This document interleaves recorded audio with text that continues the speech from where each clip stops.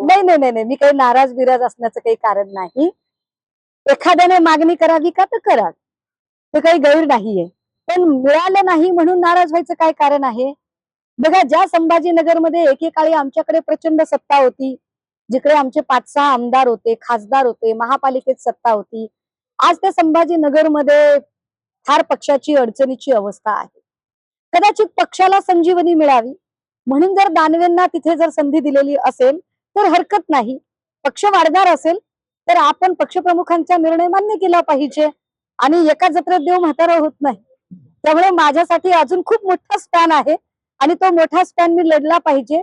उलट मला याचा जास्त आनंद आहे की कदाचित पक्षप्रमुखांनी जर असा निकष लावला असेल की आपण सुषमाताईंना जरी नाही दिलं तरी त्या नाराज होणार नाहीत आणि त्या कुठल्याही पक्षात जाणार नाहीत, तर मला वाटतं हा माझा पक्षनिष्ठा, माझ्याबद्दलच्या पक्षनिष्ठेचा सन्मान आहे.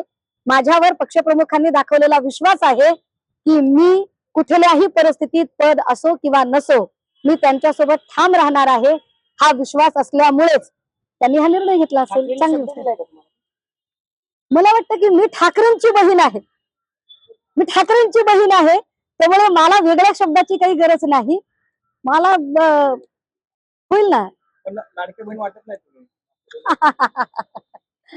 काय आहे माहितीये का, 1500 रुपयावर खुश होणं याला जर लाडकी बहीण म्हणत असाल तर सॉरी, मी काही त्याच्याशी सहमत नाही.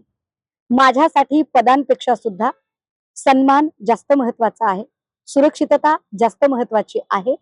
माझी सुरक्षितता, माझा सन्मान पक्षामध्ये शाबूत आहे, हे माझ्यासाठी महत्वाचे आहे. राहिला प्रश्न भाजपच्या ट्रोलर्सचा, तर त्यांनी माझी चिंता करण्यापेक्षा त्यांनी केशव उपाध्ये, माधव भंडारी या लोकांची चिंता करणं जास्त गरजेचं आहे. ते त्यांच्यासाठी जास्त हितकारक आहे. काहीतरी म्हात्रेबाईंनी पण काहीतरी ट्विट केलं होतं.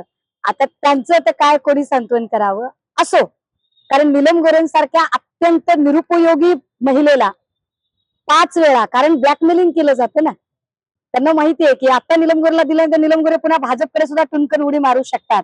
त्यामुळे कधी कधी अशा ब्लॅकमेलिंग करणाऱ्या निरुपयोगी लोकांना पण द्यावं लागतं.